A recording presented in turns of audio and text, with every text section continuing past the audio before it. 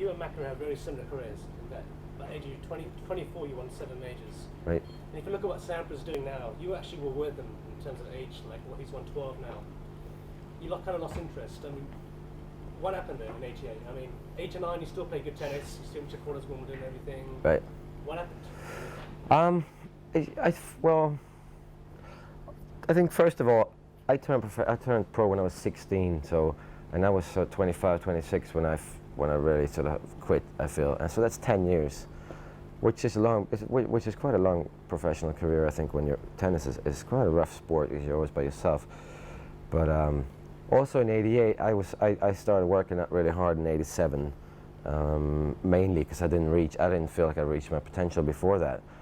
And I reached my potential within sort of a year and a half, it felt like, and I didn't expect to win 3 Grand Slams in 1 year, and I certainly didn't expect to become number 1 in the world. I just wanted to reach another level in my game, and it happened so quickly, and it's sort of just pumping up a balloon, and suddenly just exploded, and I couldn't find a reason to keep climbing up, whereas Ivan Lendl sort of, he thrived on being number 1 and being the best, and it was all part of his whole personality, and it was very hard to tell myself that you keep working this hard and you're going to stay number 1. I didn't want to work that hard.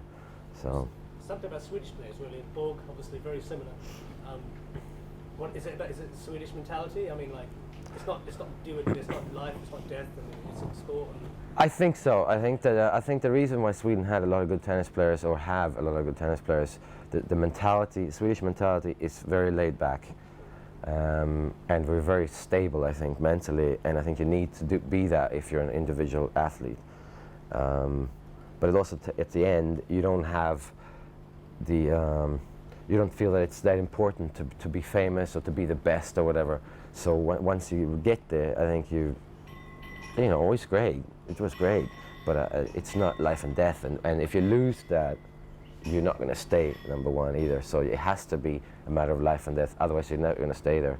And so it's much easier to get there than staying there. You mentioned Lendl. There was that one thing. There was Wimbledon, of course. Yeah. You won straight up and twice in grass. Yeah.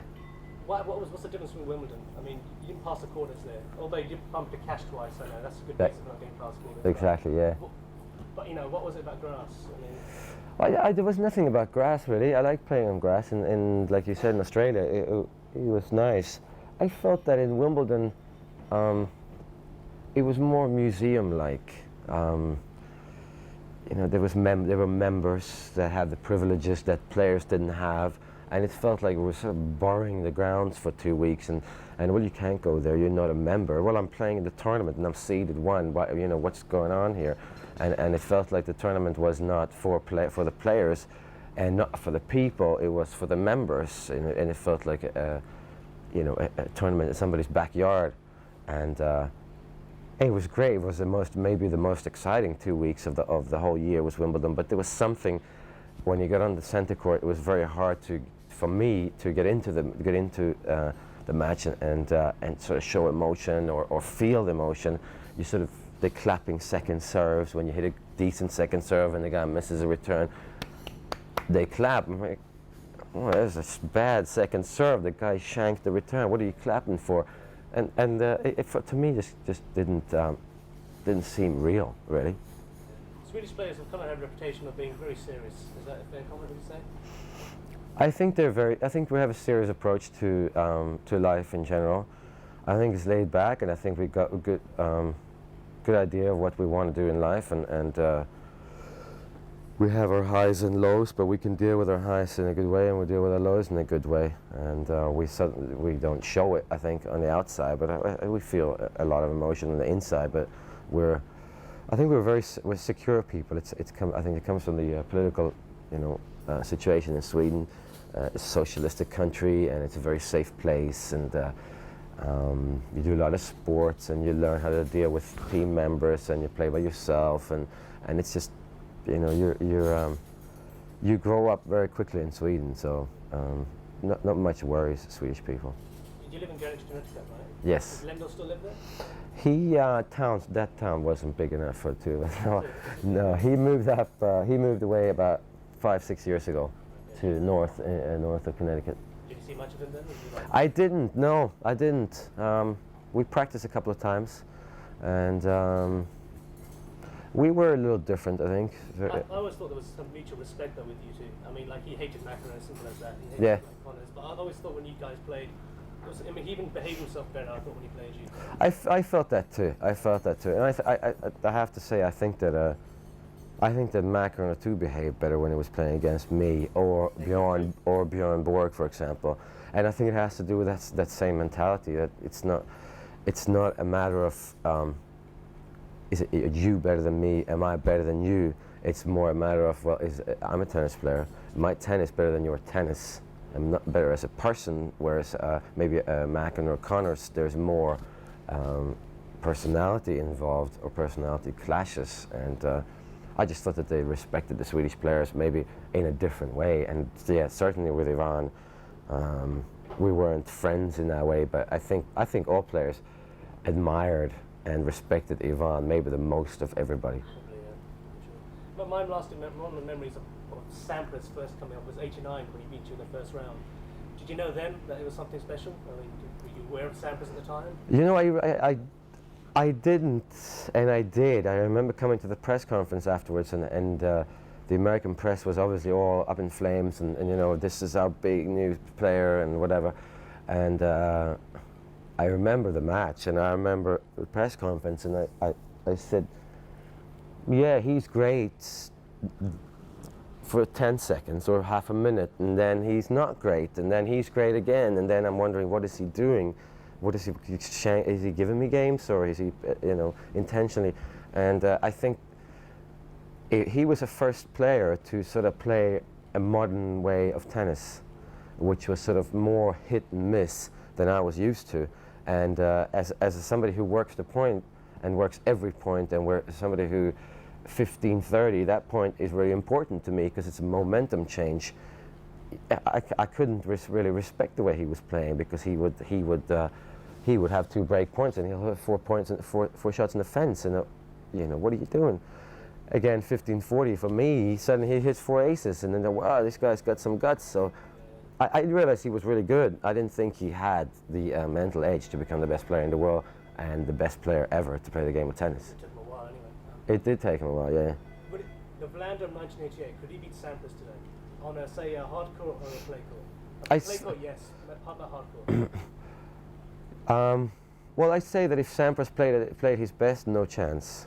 If he played his worst, I would beat him every time.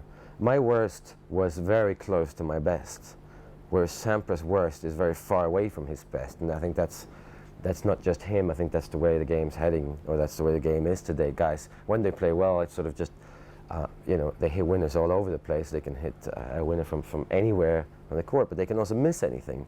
And we could have done that too if I was hitting the ball that hard. Would you have adjusted if you're playing now? I think that I would have adjusted, yeah. I think I would have been more the sort of Agassi kind of player. I would have hit the ball a little harder, and I certainly wouldn't have taken as many chances as Sampras.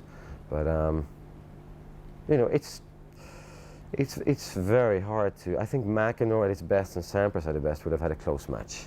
Yeah, and I think that would Sampras have any chance against Borg or me on clay? No, I don't think so. I don't think so. Cool. My lasting memories of Wilander will always be that US Open final. But you also played that final against Australia against Cash. Yeah. What are your memories now looking back on those 2 finals? I mean, you know what I mean?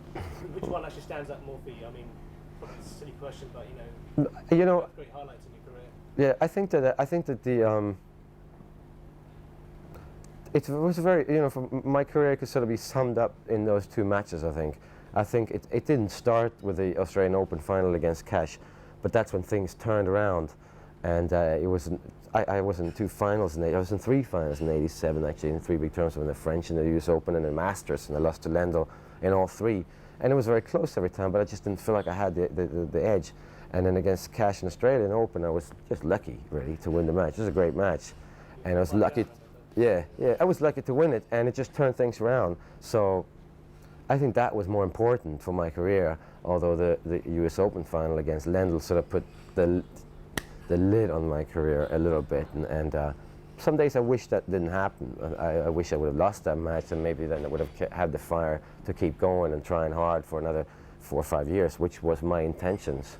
And but then again, I don't, I'm here, I'm playing in Hong Kong in the senior tour, and I'm more eager now to play tennis than I think I've been for the last 15 years.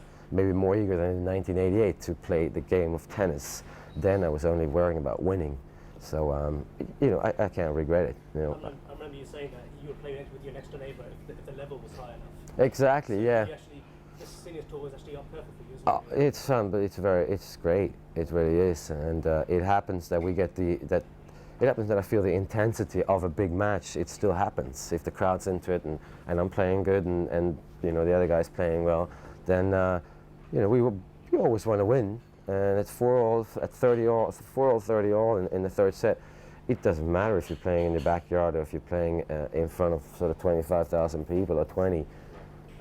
It's a big moment. That's what I feel with the senior tour now. So it's a privilege to be able to pursue your passion as a job. Cool. Last week you actually beat John McEnroe. Tell me how that feels now, all these years later. Does it still give it to him? He still obviously means much to him. I think it means a lot to him, and I think it usually means maybe a little more to him than it does to me. But last week it didn't. Last week was one of those matches where it actually felt like, what is this, the semis of the Australian Open or something? And the match it's the same. The game is very similar. The way the match progresses is a very similar match to the ones we played 15 years ago, where I'm trying to hit the same shots that I used to hit against him, and where I know I can hurt him, and he's trying to do the same thing to me. And we just got a little slower, and mentally maybe a little weaker, but I'm not looking at his grey hair, I'm looking at his racket, and to me it's John McEnroe of 1982-83 that I'm playing against. What's the relationship like with him and the players these days? He's pissed a few people off in the past. Is it like sort of under the carpet? I think that, well, I don't know. You can see ask those people that he pissed off.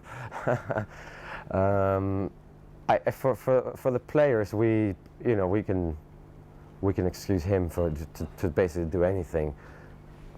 First reason is he's an unbelievable tennis player. He's got maybe the best hands of any tennis player ever. And second reason is he gives it all every time he walks on court. He's not faking it. Okay? If there's a bad call, he's going to let the guy know because he wants perfection. So he expects perfection from other people, which he can't always do. But that's his way of giving his all in a match. So yeah, I don't think you can blame him. You know, he goes nuts, and that's it. He goes nuts.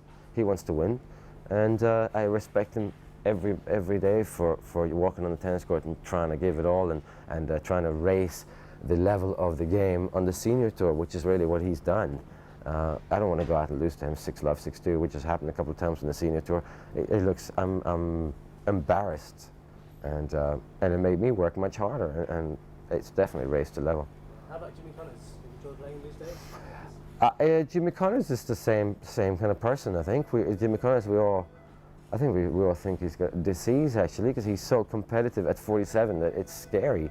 He doesn't give anything to the other guy. Is that kind of worrying though? A man of his age, should he have other interests now? Because he's always lived about tennis. I mean, you guys have had your music. I mean, but, for him it's always been tennis. If with a wife as good looking as Patty, I would have thought that his interests were on something different than tennis. But it doesn't worry me. No, I can't imagine what his life's like. But no, it doesn't worry me. I don't want to be like him. I don't want to have his competitive edge, because I think tennis is my passion or whatever. But I'm only a good tennis player because I'm happy in the rest of my other parts of my life. And if someone came into my room and stole my tennis rackets tomorrow night, told me I could never play tennis again, well then so be it. It's not a matter of life and death. So it doesn't worry me, and I don't want to be like him. But I hope he finds some other passion one day. Yeah.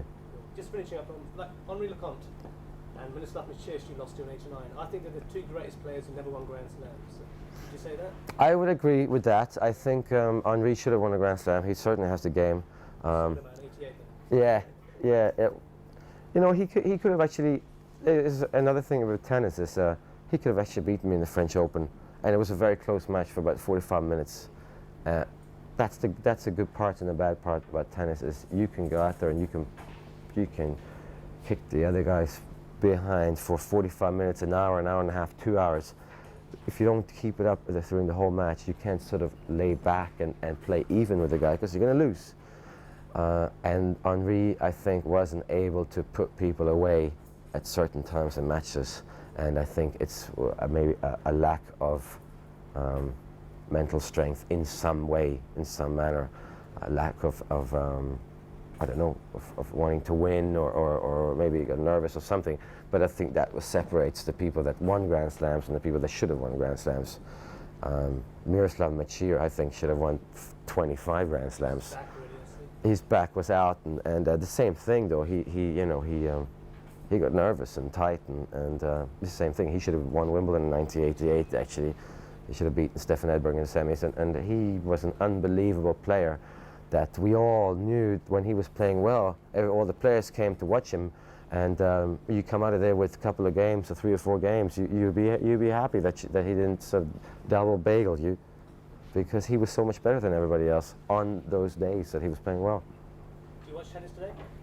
I do a little bit, yeah, I do. Is it in a slump? Is it in the slump? Is it exciting enough? Is it boring? Is it one-dimensional? Well, I think that US Open this year was very exciting, and maybe because Sampras wasn't there. Not saying he's not exciting, but because he is usually expected to win, and he usually does win. And it also is exciting because I think the other players proved the point that we don't, you know, we're bigger than Sampras is together, and he's not bigger than the game, and blah blah blah.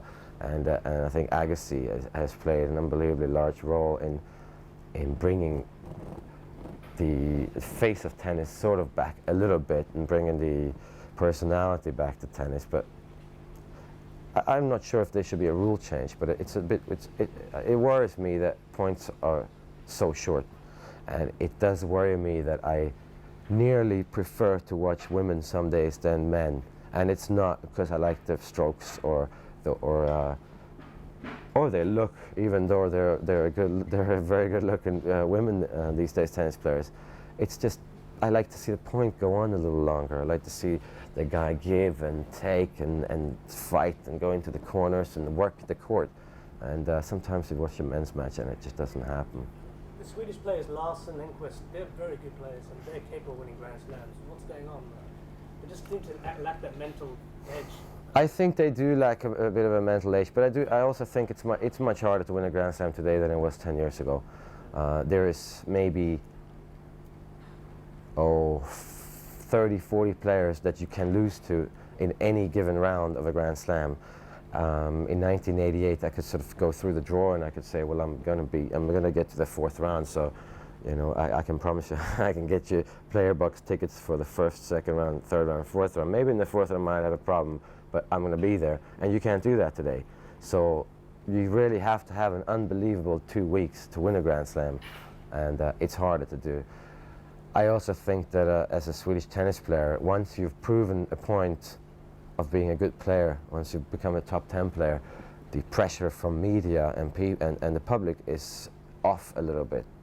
They don't expect them to become a new Bjorn Borg or Stefan Edberg, but they do expect them to become a top 10 player in the world, and once they reach that, I think I got there, now I can relax. And once you relax, you're not going to win Grand Slam tournaments.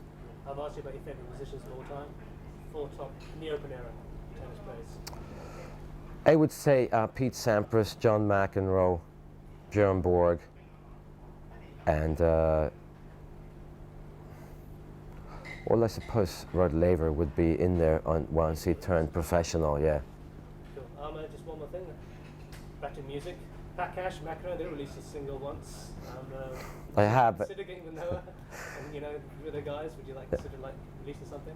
Have you ever talked about it, discussed it? We have, yeah. I've talked with Yannick a little bit about it. We usually have some pretty weird jam sessions when we're on the tour. We both love music, and we both can I can sit down with a guitar and just strum any chord, and he starts singing. And yeah, I would love to do that. I think the senior tour for Sanity or something, you know. Sure, You're welcome. real pleasure. No, well, you're very knowledgeable. No, makes sense. Yeah, that's very nice. Thanks very much. Nice. Doesn't happen. Thank Good- you very much. Thank you. Good luck, man. Thank you very much. Cheers. Yeah.